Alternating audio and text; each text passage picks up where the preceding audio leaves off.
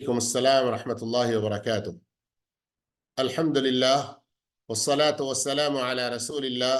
أما بعد، أعوذ بالله السميع العليم من الشيطان الرجيم. بسم الله الرحمن الرحيم. القارعة يدا పెడా బాదేది. మల్ قارعة ఏమిటి ఆ ఎడా పెడా బాదేది? వమా అద్రాక మల్ قارعة ఆ ఎడా పెడా బాధే దాని గురించి నీకు ఏం తెలుసు? యౌమ ఆ రోజు, యకూనున్నాసు మనుషులు అయిపోతారు, కల్ ఫరాష్ దీపపు పురుగుల్లా, దీపపు పురుగుల మాదిరిగా, అల్ మబ్సూస్ చెల్లా చెదురైన. అంటే ఆ ఎడా పెడా బాధే రోజు, ఆ ప్రళయం రోజు మనుషుల పరిస్థితి ఎలా ఉంటుంది? ఎలాగైతే ఒక దీపం చుట్టూన చెల్లా చెదురైన దీపపు పురుగులు ఎలా పడి ఉంటాయో, ఎలా మసులుతూ ఉంటాయో, ఆ విధంగా మనుషుల పరిస్థితి అయిపోతుంది. వతకూనుల్ జిబాలు కల్ ఇహ్నిల్ మన్ఫూష్. వతకూనుల్ జిబాలు పర్వతాలు అయిపోతాయి, కల్ ఇహ్న్ రంగురంగుల దూది వలె, అల్ మన్ఫూష్ ఏకిన, దూదిని ఏకడం జరుగుతుంది. ఆ సమయంలో ఎలాగైతే రంగురంగుల ఆ ఉన్ని దూది ఎగిరి పడుతూ ఉంటుందో, ఆ మాదిరిగా ఈ బలమైన పర్వతాలైపోతాయి. ఫఅమ్మా మన్ థకులత్ మవాజీను ఎవరి, ఫఅమ్మా కనుక ఎవరి, మన్ థకులత్ మవాజీను, మవాజీన్ అంటే త్రాసు పల్యాలు, థకులత్ బరువుగా ఉంటాయో, ఎవరి త్రాసు పల్యాలు పుణ్యాలతో బరువుగా ఉంటాయో, ఫహువ అతను ఫీ ఈషతిన్ జీవితంలో ఉంటాడు. ఎలాంటిది? రాదియ అతనికి మెచ్చినది, అతనికి నచ్చినది, అన్ని రకాల భోగభాగ్యాలతో. వఅమ్మా ఇక ఎవరైతే మన్ ఖఫ్ఫత్ మవాజీనుహు, గమనించండి పైన ఆయత్ నంబర్ 6 థకులత్ మవాజీన్, ఆయత్ నంబర్ 8లో ఖఫ్ఫత్ మవాజీన్ అని ఉంది. ఎవరి త్రాసు పల్యాలు ఖఫ్ఫత్ తేలికగా ఉంటాయో, అంటే ఎవరి త్రాసులలో వారి పుణ్యాలు బరువుగా ఉండవో, అంటే పాపాలు ఎక్కువ అయిపోతాయో, ఫఉమ్ముహు అతని యొక్క తల్లి, అంటే ఇక్కడ భావం నివాస స్థలం, హావియ, హావియ అవుతుంది. వమా అద్రాక మా హియ, ఆ హావియ అంటే ఏమిటో, వమా అద్రాక నీకేమి తెలుసు? నారున్ హామియ, నారున్ అగ్ని, హామియ దహించి వేసేది. సోదర మహాశివులారా, వాస్తవానికి ఈ సూరాలో మన కొరకు చాలా గొప్ప బోధనలు, గుణపాఠాలు ఉన్నాయి. అల్లా మన యొక్క సమయంలో శుభం ప్రసాదించుగాక. తక్కువ సమయంలో మనం ఎక్కువ మాటలు విని అర్థం చేసుకునే భాగ్యం అల్లా మనందరికీ ప్రసాదించుగాక. ముందు ఇక్కడ మీరు ఖారిఅ అన్నటువంటి పదం ఏదైతే వచ్చిందో దాని యొక్క అర్థం తెలుసుకునే ప్రయత్నం చేయండి. సోదర మహాశివులారా, సర్వసామాన్యంగా ఖరఅ అల్ బాబ్ అని అరబీలో అంటారు. ఖరఅ అల్ బాబ్ దేనంటారు? ఈ విధంగా తలుపు తడతారు కదా. అయితే ఇది మనం చిన్న రీతిలో తలుపును తడుతున్నాము. కానీ కొంచెం అలా ఊహించండి, కొంచెం ఊహించండి. మీరు ఇంట్లో మంచి గాఢ నిద్రలో ఉన్నారు, లేదా మీ భార్య పిల్లలు తల్లిదండ్రులతో మంచి ఆనందోత్సవాల్లో ఉన్నారు, ఆటపాటల్లో ఉన్నారు, లేదా ఏదైనా భోజనాలు చేసుకుంటూ మంచి విషయాలు దృశ్యాలు చూసుకుంటూ లేదా మాట్లాడుకుంటూ ఉన్నారు. మీ యొక్క మెయిన్ గేట్ తలుపు నుండి మీరు ఉన్న ఆ స్థలం ఏమంత ఎక్కువ దూరంలో లేదు. ఎవరైనా వచ్చేసి ఠక్కున తన కొట్టేశాడనుకోండి, ఇక్కడ ఉన్నవారు ఎలా ఉలికి పడతారు కదా, ఏమైంది, ఎవడు వాడదని, ఎలా అవుతుంది పరిస్థితి ఒక్కసారి మీరు ఆలోచించుకోండి. సోదర మహాశయులారా, అల్ ఖారియా అన్నది ప్రళయ దినానికి అల్లాహు తాలా ఎన్నో రకాల పేర్లు ఆ రోజు సంభవించే పరిస్థితులను బట్టి పెట్టాడో ఆ పేర్లలో ఒక పేరు అల్ ఖారియా. దానికి ఇంకా ఎన్నో పేర్లు ఉన్నాయి. అస్సాఖా, అల్ ఘాషియా, అల్ హాక్కా, అల్ వాకియా, అజ్జిల్జాల్.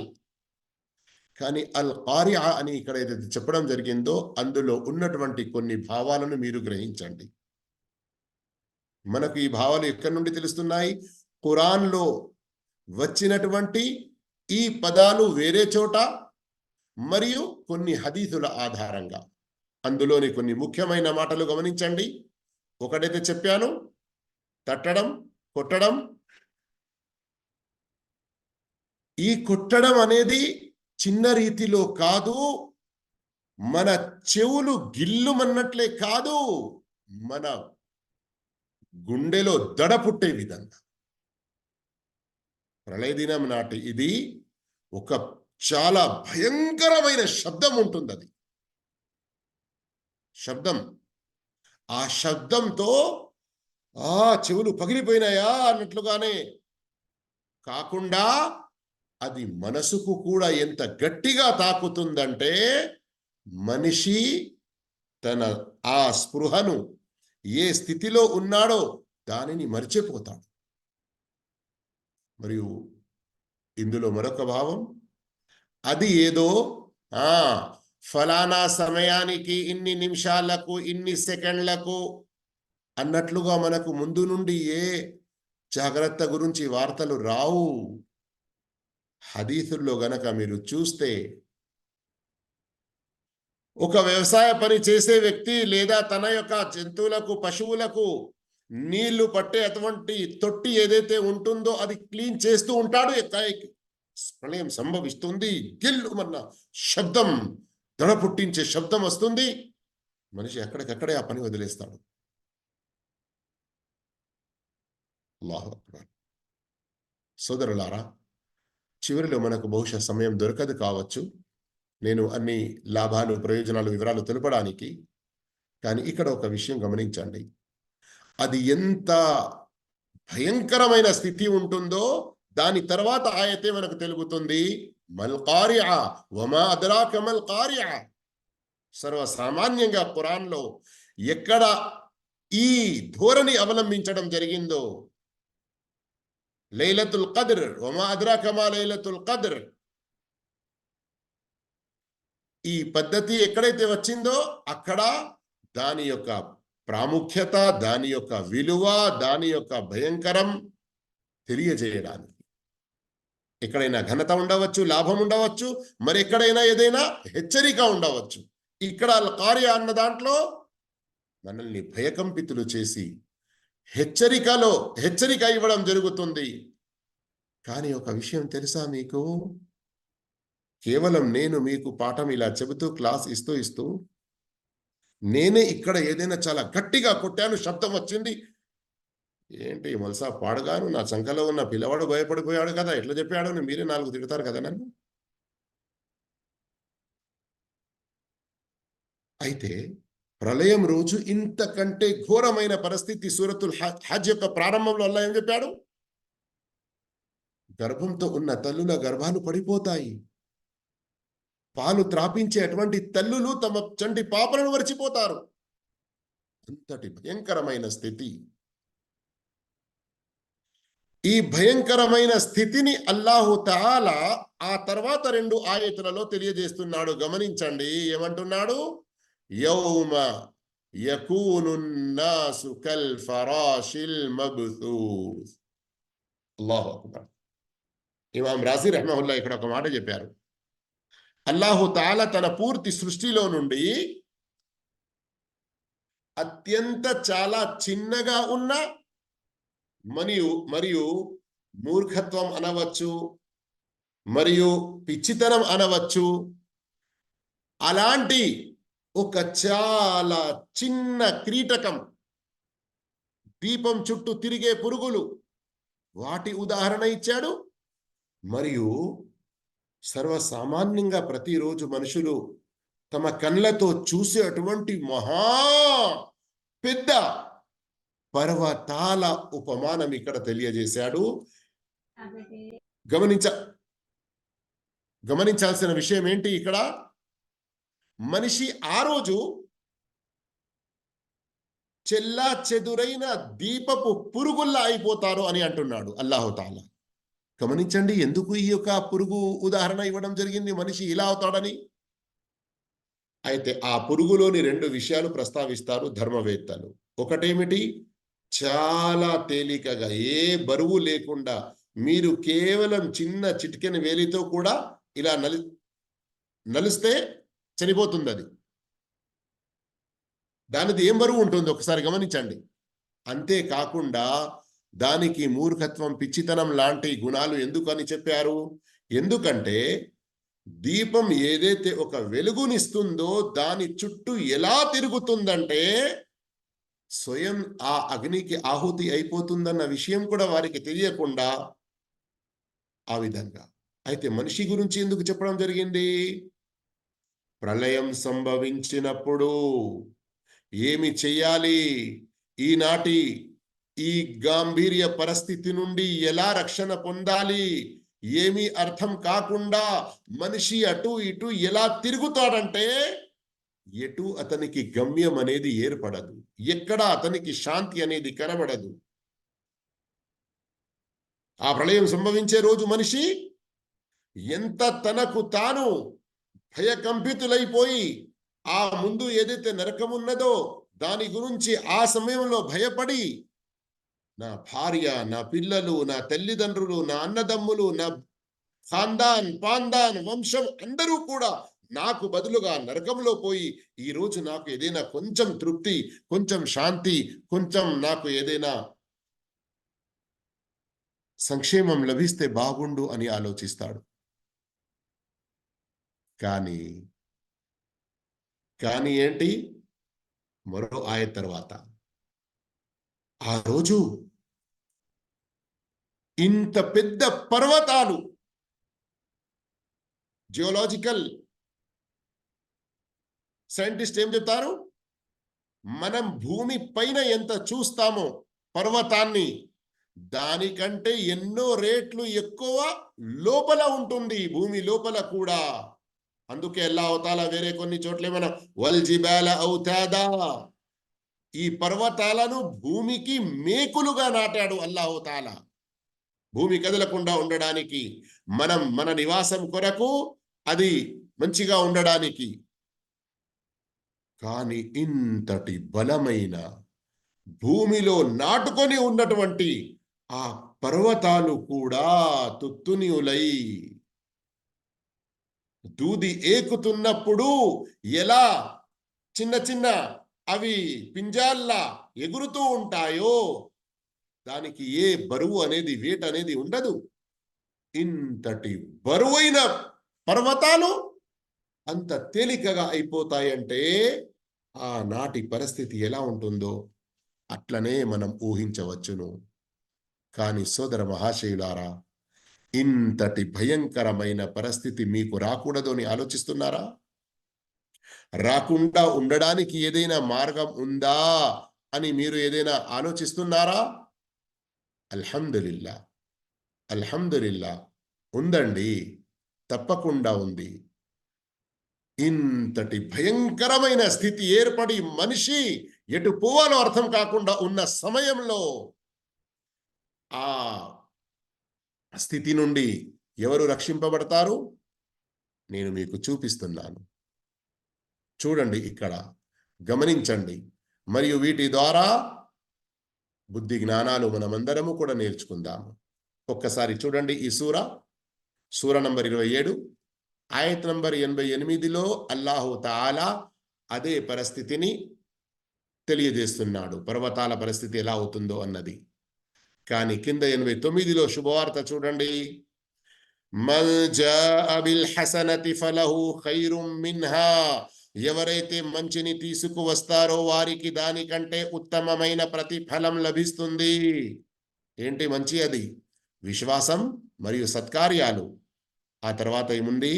వారు ఆనాటి భయోత్పాతం నుండి సురక్షితంగా ఉంటారు. వహుం మిన్ ఫజఇన్, భయోత్పాతం నుండి ఆమినూన్, అమన్లో ఉంటారు, సురక్షితంగా ఉంటారు, ఎలాంటి భయకంపితులు లేకుండా ఉంటారు.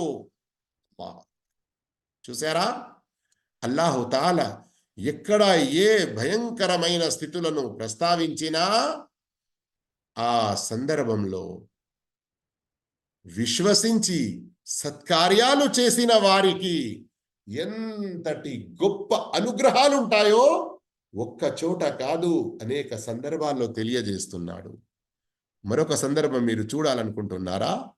ఇదిగోండి, సూరత్ అల్ అంబియా సూర నంబర్ 21 ఆయత్ నంబర్ 103 చూడండి. లా యహ్జునుహుముల్ ఫజఉల్ అక్బర్, ఆ మహా కలవరం కూడా వారిని వ్యాకులపరచదు. వతతలక్కాహుముల్ మలాయికా, దైవదూతలు వారిని తీసుకోవటానికి వచ్చి హాదా యౌముకుముల్లదీ కుంతుం తుఅదూన్, మీకు వాగ్దానం చేయబడుతూ ఉన్న రోజు ఇదే అని అంటారు. ఈ ఆయత్ యొక్క వ్యాఖ్యానాల్లో మనకు తెలుస్తుంది, దైవదూతలు శుభవార్త ఇస్తూ వస్తారు. ఎవరికి? విశ్వాసుల కొరకు, విశ్వాసులకు శుభవార్తలు ఇస్తారు. మీరు విశ్వాసంపై ఉన్నారు, మీరు సత్కార్యాలు చేస్తూ ఉన్నారు, ఇహలోకంలో మీరు అల్లాహకు భయపడుతూ పరలోక శిక్షలకు భయపడుతూ జీవించారు కనుక, వేరే కొన్ని హదీతుల ద్వారా తెలిసే విషయం, అల్లాహు తాలా ఒక్క మనిషికి 2 చోట్ల భయాలు లేదా 2 చోట్ల సురక్షితాలు ఇవ్వడు. అంటే ఏమిటి? ఎవరైతే ఇక్కడ భయంతో జీవిస్తారో ప్రళయ దినాన, ఆ భయోత్పాత సమయంలో సందర్భంలో అల్లాహ్ సురక్షితం ప్రసాదిస్తాడు, పరలోకంలో వారికి భయం లేకుండా చేస్తాడు. మరి ఎవరైతే ఇక్కడ ఎలాంటి భయం లేకుండా నిర్భయంగా, అరే పోరాపో ఏంటి ఇంత నువ్వు చెప్తూ ఉంటావు మాకు, నమాజ్ చేయకుంటే అట్లా అవుతుంది, తాగుతే ఇట్లా అవుతుంది. ఎందరో యువకులు ఉన్నారు కదా, బీడీ సిగరెట్లకు గుట్కాలకు ఇంకా చెడుకు అలవాటు పడి ఉంటారు. అరే ఆరోగ్యం పాడు చేసుకోరు, అరే లక్షలాది మంది తాగుతున్నారా, ఎవరి ఆరోగ్యం పారైంది ఎప్పుడైనా చూసావరను? ఈ విధంగా అనుకుంటారు కదా. అర్థం కావడానికి కొన్ని ఉదాహరణలు ఇస్తున్నాను. ఎవరైతే ఈ లోకంలో నిర్భయంగా ఉంటారో వారికి అక్కడ భయం అనేది చాలా భయంకరంగా ఉంటుంది. అర్థమైందా? ఇప్పుడు ప్రళయం గురించి మనం గనక ఆయతులను హదీసులను గమనిస్తే అందులో 4 దశలు కనబడతాయి.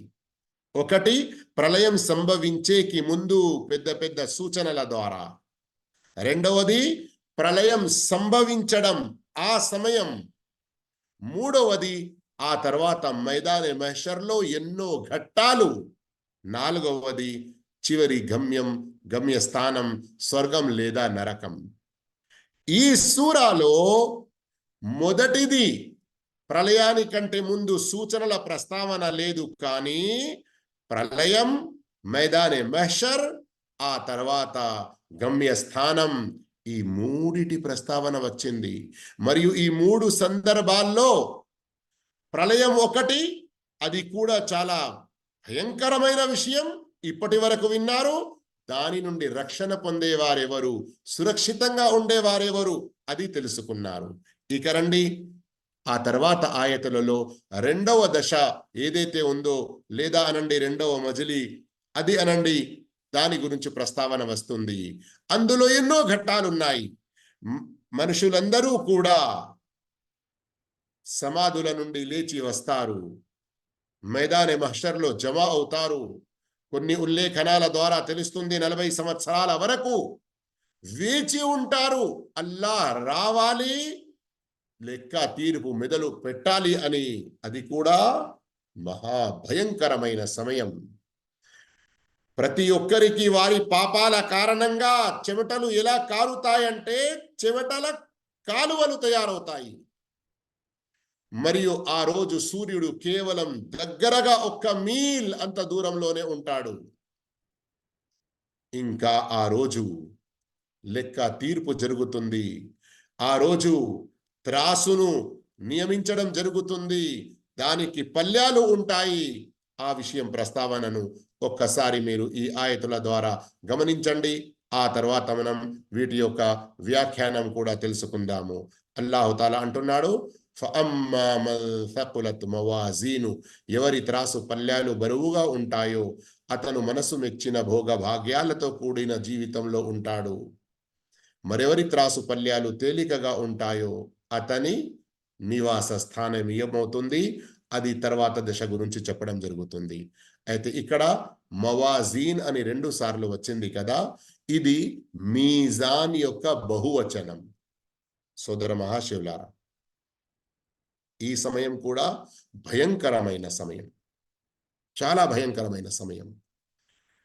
మీజాన్, ఆ రోజు అల్లాహు తాలా నెలకొల్పే అటువంటి త్రాసు ఎంత భయంకరమైనదంటే, ఎంత పెద్దది అంటే, ఒక్క పల్లెంలో 7 ఆకాశాలు 7 భూములను కూడా పెట్టవచ్చును, అంత పెద్దగా ఉంటుంది. అల్లాహ్, సై హదీస్లో వచ్చిన ప్రస్తావన ఇది. ఇంకా ఆ రోజు నెలకొల్పబడే ఆ త్రాసు, అది ఎలాంటిది, ఎంత భయంకరమైనదంటే, అల్లాహు అక్బర్, కేవలం బరువు వస్తువులనే కాదు, కేవలం కనబడే వస్తువులనే కాదు, ఈ లోకంలో ఎవరు అలాంటి త్రాసు తయారు చేయలేదు. ఎంత టెక్నాలజీ, ఎంత సైన్స్ డెవలప్ అయినా ప్రళయం వరకు చేయలేరు కూడా. ఆ త్రాసు ఎంత భయంకరమైనదంటే, ఒక మనిషిని అందులో నిలబెట్టడం జరిగిందంటే, ఆ మనిషి బరువు కాదు, ఆ మనిషిలో విశ్వాసం ఎంతున్నది, ఆ మనిషిలో సత్కార్యాల బరువు ఎంతున్నది, అది కూడా తెలియజేస్తుంది. అందుగురించి అంటారు, మహా సూక్ష్మమైన విషయం కూడా ఆ త్రాసులో తూకం చేయడం జరుగుతుంది. సూక్ష్మమైన విషయం అంటే అర్థమైందా? ఈ రోజుల్లో మీరు మన రాషన్లు వేసే అటువంటి కిరాణం దుకాణాల్లోకి వెళ్ళేది ఉంటే, బియ్యం పప్పులు ఇట్లా జోకే అటువంటి త్రాసులో 1 గ్రామ్ 2 గ్రాములు బంగారం లాంటిది ఏమైనా జోకవచ్చునా? కాదు కదా. కానీ అదే బంగారం షాపుకు వచ్చేది ఉంటే గ్రాము కంటే తక్కువ కూడా తూకం చేసేటువంటి త్రాసులు వారి వద్ద ఉంటాయి. కానీ ప్రళయ దినం నాటి త్రాసు అంతకంటే మరీ సూక్ష్మ విషయాలను కూడా, సహీ బుఖారీలోని హదీస్ గుర్తుందా మీకు? ఇహలోకంలో అత్యంత లావుగా ఉన్నటువంటి స్థూలకాయ ఆ మనిషిని త్రాసులో పెడితే, లా యజీను ఇందల్లాహి జనాహ బఊద, అతని యొక్క బరువు దోమ రెక్క అంత కూడా ఉండదు. ఎందుకు? అతడు విశ్వాసి కాడు గనక. ఇదే విషయం సూరతుల్ కహఫ్లోని చివరి రుకులో వచ్చింది. వలా నుకీము లహుం యౌమల్ కియామతి వజ్నా. ఈ త్రాసు గురించి మనం తెలుసుకోవలసిన కనీసం 2 ముఖ్యమైన విషయాలు. ఇప్పటి వరకు తెలుసుకున్న విషయాల సారాంశం, అది ఎంత సూక్ష్మాన్ని, ఎంత బరువుని, ఎంత కళ్ళకు కనబడని విశ్వాసం సదా చరణులు సైతం తూకం చేస్తుందో అది. మరియు ఆ త్రాసు పల్యాలు పుణ్యాలతో బరువుగా ఉండాలంటే ప్రత్యేకంగా ఏ పుణ్యాల గురించి చెప్పడం జరిగింది? ప్రత్యేకంగా ఏ పుణ్యాల గురించి చెప్పడం జరిగింది? దీనికి సంబంధించి అల్లాహ్ యొక్క దయతో, అల్హమ్దులిల్లా, అల్లాహ్ యొక్క కృపతో ఒక చాలా మంచి పుస్తకం ఉన్నది, మీరు దానిని చదవండి.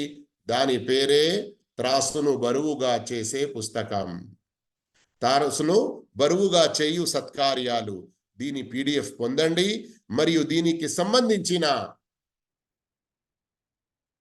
ప్రసంగాలు, మరణం మరియు దాని తర్వాత వచ్చేటువంటి పరిస్థితులు అన్నటువంటి 90 మా వీడియోల ఒక సిరీస్లో కూడా ఉన్నాయి. తెలుగు islam.net కూడా ఉంది. మరియు అలాగే GDK నసీర్ ఇంకా వేరే ఛానల్లో తప్పకుండా చూడండి, జ్ఞానం పొందండి. చెప్పే ఉద్దేశం ఏమిటంటే, ఆ రోజు ఎవరి త్రాసు పల్యాలు బరువుగా ఉంటాయో వారే మనసు మెచ్చిన జీవితం గడుపుతారు. ఇక్కడ అల్లాహు తాలా స్వర్గం గురించి ఎంత మంచిగా వివరిస్తున్నాడో, దాని యొక్క ఒక గుణం తెలియజేస్తున్నాడో గమనించండి. ఏమంటున్నాడు? రాబియా, సోదర మహాశైలారా, ఇహలోక జీవితం ఎలాంటిదంటే, ఇప్పుడు మీకు ఇష్టమైన, మీకు చాలా ప్రియమైన, మీకు మీ మనసుకు నచ్చిన మెచ్చిన ఎంత భోగ భాగ్యంలో మీరు ఉన్నా, కొద్ది రోజుల తర్వాత అరే ఇందులో కొంచెం ఏదైనా చేంజెస్, ఇందులో ఏదైనా కొంచెం మార్పు చేస్తే బాగుండు అని అనిపిస్తుంది. కానీ ఇలాంటి ఈ లోకంలో ఉన్నటువంటి లోపాలు ఆ స్వర్గంలో ఉండవు. ఎల్లప్పుడూ మీరు సంతోషంగా, ఆనందంగా, మనసు మెచ్చిన జీవితం గడుపుతూ ఉంటారు. అది గడపాలంటే ఇహలోకంలో మన త్రాసును బరువుగా చేసే సత్కార్యాలు తప్పకుండా మనం చేస్తూ ఉండాలి. ఒకవేళ అలా చేయకుంటే ఏమవుతుంది? వఅమ్మా మన్ ఖఫ్ఫత్ మవాజీనుహు, మరి ఎవరి త్రాసు పల్యాలు పుణ్యాలతో తేలికగా ఉండి పాపాలతో బరువుగా ఉండిపోతాయో వారి గురించి ఏం చెప్పడం జరిగింది? ఫఉమ్ముహు హావియా, అతని యొక్క తల్లి హావియా. అంటే తల్లి. కానీ తల్లి అని ఎందుకంటారు? చిన్న పిల్లల కొరకు తల్లి ఒడి కంటే వేరే ఎక్కడా ఏ సురక్షిత ఉండదు. తండ్రి వద్ద ఉన్నా గాని, లేదా ఇంట్లో ఉండే అటువంటి వేరే ఏదైనా ఇంకా పిల్లలతో ఆ చిన్న పిల్లలు అలవాటు అయినా, చివరికి ఆకలి తీర్చడానికి, హాయిగా నిద్ర పొందడానికి తల్లి ఒడియే కదా పాప కొరకు. అల్లాహు అక్బర్. అల్లాహు తాలా ఈ నరకం గురించి ఎలా చెబుతున్నాడో ఒకసారి గమనించండి. ఎవరైతే ఆనందాలతో, సంతోషాలతో ఈ లోకంలో పాపాలు చేశారో, పాపాలు చేసుకుంటూ ఎంత ఆనందం వారు పొందారో, వారి యొక్క నివాస స్థలం నరకమవుతుంది. హావియా అని దానికి పేరు ఇవ్వడం జరిగింది. హావియా నరకంలోని ఒక భాగం పేరు. మరియు అది దాని భయంకర విషయాన్ని తెలపడానికే అల్లాహు తఆలా మాహియా వమాద్రాక మాహియా అని ప్రశ్నిస్తున్నాడు. మరియు స్వయంగా అల్లాహే తెలుపుతున్నాడు, నారున్ హామియా, అది ఏదో చిన్న అగ్ని కాదు, దానిని మాటికి దహించి వేయడం జరుగుతుంది. దీనికి సంబంధించిన హదీసుల యొక్క సారాంశం తఫ్సీర్ అహ్సనుల్ బయాన్లో కూడా ఉంది, మీరు చూడవచ్చును. ఈ ప్రపంచపు అగ్ని కంటే 69 రెట్లు ఎక్కువగా ఆ నరకాగ్ని ఉంటుంది. సోదర మహాశివులారా, ఇక్కడి అగ్నినే మనం భరించలేము. మరి ఇంతకంటే ఇంకా 69 రెట్లు ఎక్కువ ఉన్నటువంటి ఆ అగ్ని, ఆ నరకాగ్నిని ఎలా భరిస్తాము? ఎందుకు మరి ఇవన్నీ విషయాలు తెలుసుకున్న తర్వాత కూడా పాపపు జీవితాన్ని వదులుకోము? రమదాన్ లాంటి శుభకరమైన మాసం వచ్చిన తర్వాత కూడా మనం దీని నుండి గుణపాఠం నేర్చుకొని ఎక్కువ సత్కార్యాలు చేయడానికి ఎందుకు ప్రయత్నాలు చేయడం లేదు? సోదర మహాశివులారా, మనం ఒకవేళ హదీసుల్లో చూసామంటే ఈ నరకం గురించి భయంకరమైన హెచ్చరికలు కూడా ఇవ్వబడ్డాయి. ఉదాహరణకు సహీ ముస్లింలోని హదీస్ నంబర్ 2844 చూడండి. ఒకసారి ప్రవక్త సల్లల్లాహు అలైహి వసల్లం వెంట సహాబాలు ఉన్నారు. ఒక శబ్దం వింటారు. ప్రవక్త సల్లల్లాహు అలైహి వసల్లం అడుగుతారు, తద్రూన మా హాదా, మీకు తెలుసా ఇదేమి శబ్దం? అప్పుడు వారంటారు, ప్రవక్త మాకు తెలియదు, అల్లా మరియు ప్రవక్త సల్లల్లాహు అలైహి వసల్లం వారికే బాగా తెలుసు. అప్పుడు ప్రవక్త అంటారు, 70 సంవత్సరాల క్రితం ఒక రాయి వేయబడింది, ఈ రోజు అది ఈ నరకంలోని లోతుకు చేరుకున్నది. అల్లాహు అక్బర్. గమనించండి, నరకం యొక్క పై భాగం నుండి కింది స్థానం వరకు 70 సంవత్సరాల వ్యవధి పడుతుంది ఒక రాయి పడడానికి అంటే మరి మనం అందులో పడితే మన పరిస్థితి ఏముంటుందో ఒక్కసారి మనం గ్రహించాలి. మరియు ఆ నరకాగ్ని గురించి వేరే సూరాలలో గనక మనం చూస్తే నజ్జాఅతల్ లిషవా తద్ఉ మన్ అద్బర వతవల్లా వజమఅ ఫఔఆ. సోదర మహాశయులారా, ఆ మహ్షర్ మైదానంలో ఉన్నటువంటి అనేక ఘట్టాలు, అక్కడి యొక్క చాలా భయంకరమైన పరిస్థితులు మరియు ఈ నరకంలో వేయబడటం, ఇవన్నీ కూడా చాలా మనకు బాధ కలిగే విషయాలు. కానీ వీటన్నిటి నుండి కూడా మనం రక్షణ పొందాలంటే ఏమిటి మార్గం? ఏమిటి మార్గం? సహీ ముస్లిం హదీస్ నంబర్ 1016. దీని తర్వాత నేను నా యొక్క ఈ వ్యాఖ్యాన క్లాస్ ని ముగించేస్తున్నాను. ఒక సందర్భంలో ప్రవక్త సల్లల్లాహు అలైహి వసల్లం తెలియజేస్తారు, మీలో ప్రతి ఒక్కడు, అల్లాహు అక్బర్, గమనించండి, ప్రతి ఒక్కడు, మా మిన్కుం మిన్ అహదిన్, మీలో ప్రతి ఒక్కడు, ఇల్లా సయుకల్లిముహుల్లాహ్ లైస బైనహు వ బైనహు తుర్జుమాన్, మీలో ప్రతి ఒక్కడు అల్లాహ్ రబ్బుల్ ఆలమీన్ తో కలుస్తాడు, సంభాషిస్తాడు, మాట్లాడుతాడు. అతని మధ్య మరియు అల్లాహ్ మధ్యలో ఎలాంటి ట్రాన్స్లేటర్, అనువాదం చేసేవాడు ఉండడు. ఒక్కసారి కేవలం ఊహించుకోండి. మీరు ఒక పాపపు జీవితం గడుపుతున్నారు. ఏ కంపెనీలో పనిచేస్తున్నారో ఆ యొక్క మెయిన్ పెద్ద CEO వచ్చి మీతో కలవడానికి సిద్ధంగా ఉన్నాడంటే మీ పరిస్థితి ఏమవుతుంది అప్పుడు? ఒకవేళ మీరు చాలా మంచి పనులు చేసి ఆ కంపెనీని చాలా టాప్ గా తీసుకెళ్లారంటే మీ మనసులో ఎంతో ఆనందం కలుగుతుంది, ఈరోజు మా యొక్క బాస్తో కలవనున్నాను అని కదా.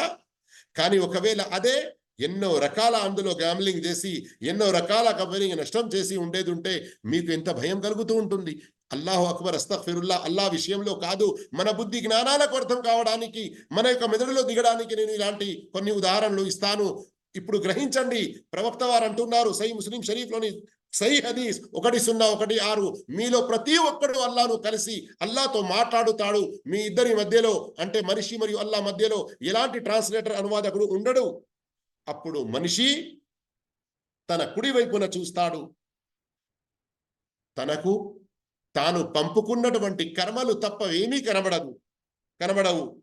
అతడు ఎడమ వైపున చూస్తాడు, తాను చేసుకొని పంపుకున్న కర్మల తప్ప ఏదీ కనబడదు.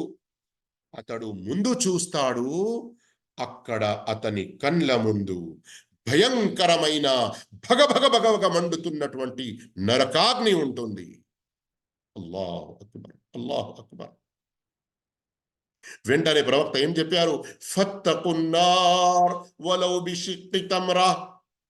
మీ వద్ద చేసుకోవడానికి ఏ సమయం లేదు, మీ దగ్గర పుణ్యాలు పొందడానికి ఇంకా ఏ అవకాశము లేదు. కేవలం మీ చేతిలో ఒక సగం కొంచెపు ముక్క ఉన్నది, ఖజూరపు ముక్క. అది దానం చేసి ఆ నరకాగ్ని నుండి మీరు రక్షించుకోవడానికి ప్రయత్నం చేయగలిగితే చేయండి. ఇది కనీస విషయం అంటున్నారు. ఇంతటి ఈ ముఖ్యమైన హదీసు విన్న తర్వాత కూడా ఇక మనం బుద్ధి జ్ఞానాలు తెచ్చుకోకుండా బేనమాజీతనంలో, షిర్కులో, తాగుబోతులో, ఇంకా తల్లిదండ్రులకు వ్యతిరేకంలో, ఇంకా వేరే ఎన్నో రకాల పాపాల్లో కూరుకొని ఉండేదుంటే ఒక్కసారి ఈ హదీసును మళ్ళీ గుర్తు చేసుకోండి. మన పరిస్థితి ఏముంటుందో అర్థం చేసుకోండి. అల్లాహ్ మనందరికీ హిదాయత్ ప్రసాదించుగాక. ఖురాన్ ద్వారా అల్లాహు తఆలా మంచి బోధనలు గ్రహించి దాని ప్రకారంగా మన జీవితాన్ని మలుచుకునే భాగ్యం ప్రసాదించుగాక. ఆమీన్. వాఖిరు దావానా అల్హమ్దులిల్లాహి రబ్బిల్ ఆలమీన్. వస్సలాము అలైకుం వరహ్మతుల్లాహి వబరకాతుహు.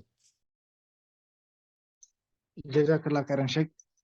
వాలైకుం అస్సలాం వరహ్మతుల్లాహి వబరకాతుహు. మాషాఅల్లాహ్.